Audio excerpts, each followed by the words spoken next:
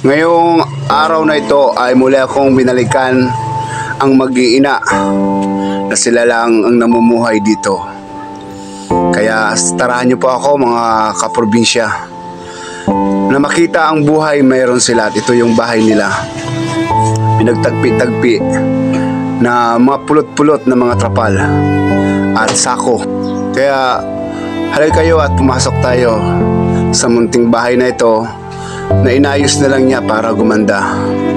At ito ang sa kaloob-looban ng kanilang bahay.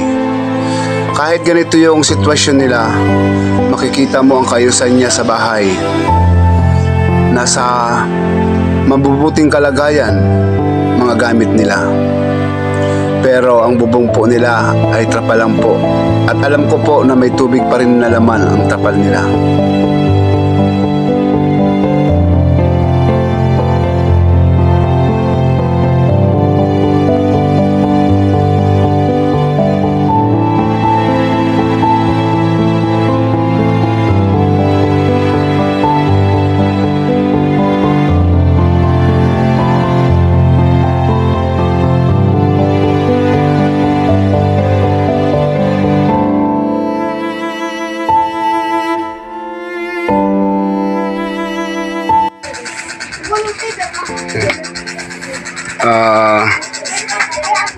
Anong masasabi mo sa pinaabot sa iyo ni Dacres?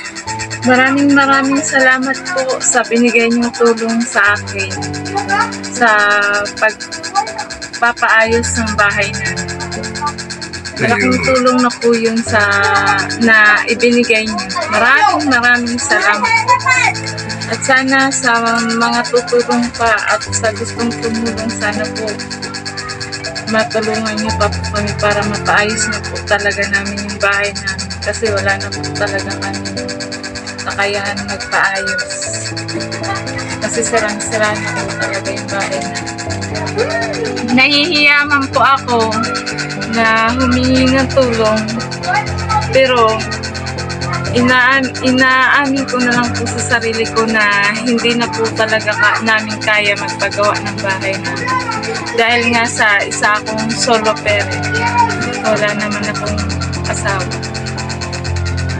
Ang tanging hanap buhay ko lang po ay naglilinis ng bahay at handa pa akong maglinis ng inodoro.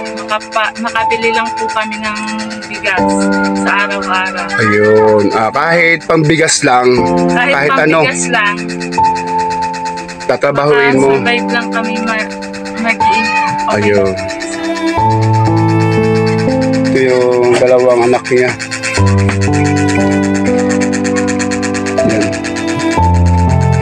Talagang sinisikap nila na kahit papaano magkameron sila ng pagkain sa araw-araw.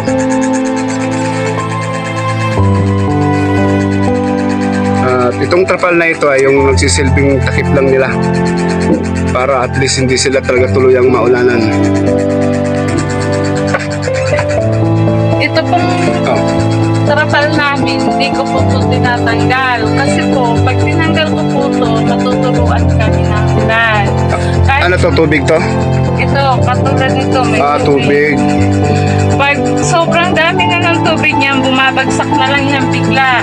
Yung kawawa naman yung mga bata, no? Hindi ko talaga inaano. Tapos, pag yung sobrang dami na, tinatanggalan ko na lang ng tubig para hindi kami mabagsakan. Tsaka, kahit natanggalan ko ng tubig, pag umuulan, tumutulo pa rin po talaga dito. Dyan na bagsak yung tubig. Basang-basa kami kasi hanggang dito yan, tumutulo kami yan. At ito yung inaapakan namin ngayon ay halos buhangin naman talaga itong inaapakan na namin. Wala lang papag or kawayan, kundi nilagyan na lang yan ng mga mantel na nahihingi niya sa mga kapitbahay.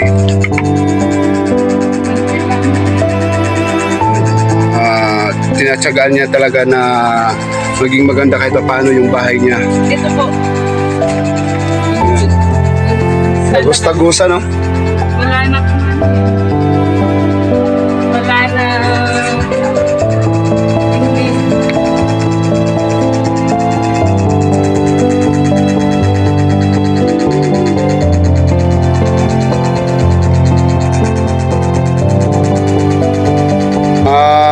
na nakapagtrabaho ka ngayon?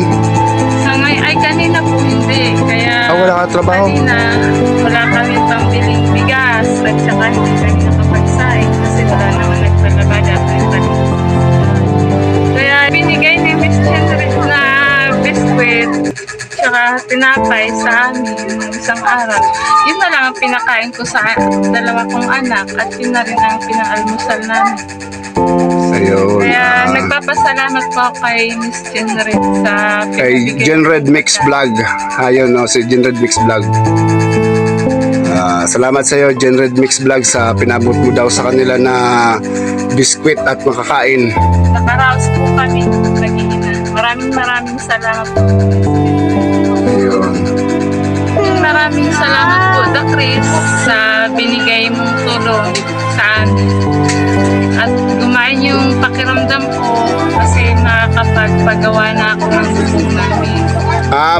Maalis na yung trapal, no? Maaalis na po yung Ayun, trapal yung namin. mga trapal nila. At hindi na po kami matututuan ng ulan.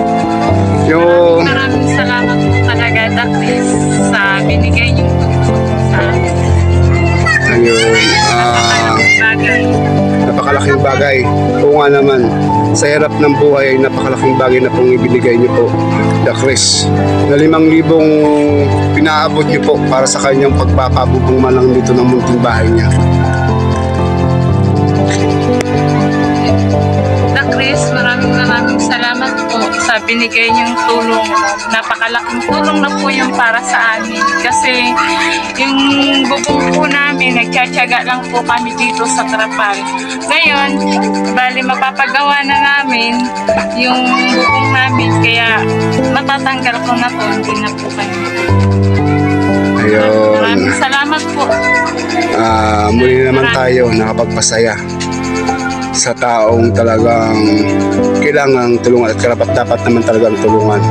At ang kabuuan ng bahay niya talaga ay halos umaasa na lang po talaga sa trapal. Yung trapal na anumang oras ay maaaring mapulit dahil nasa bigat ng tubig. Ito yung kabuuan ng bahay niya. Halos buong trapal na lang ang ibinububong. Ito yung pinakalabas na.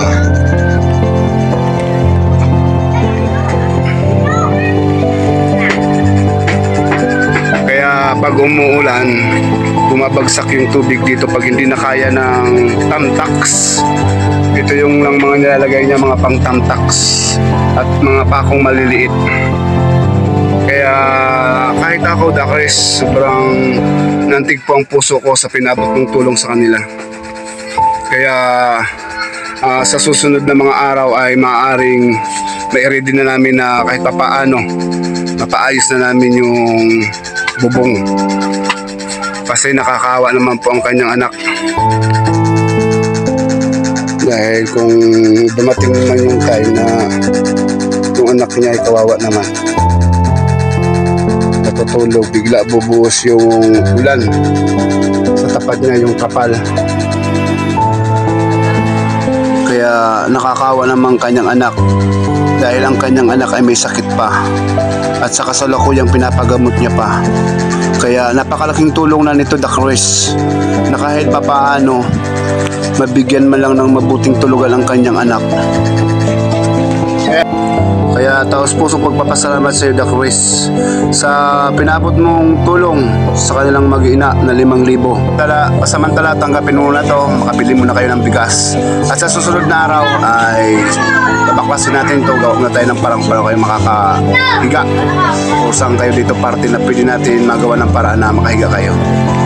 At ito yung kabuuan ng kanilang bahay. Halos wala nang bubong na talagang magsasanggalang sa kanila sa oras ng tag-ulan.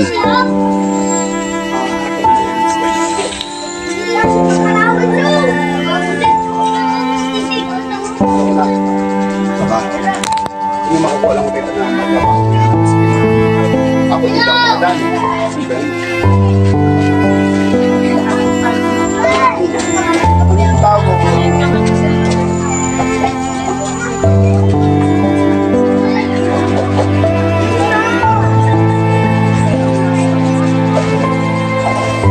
Parang zero.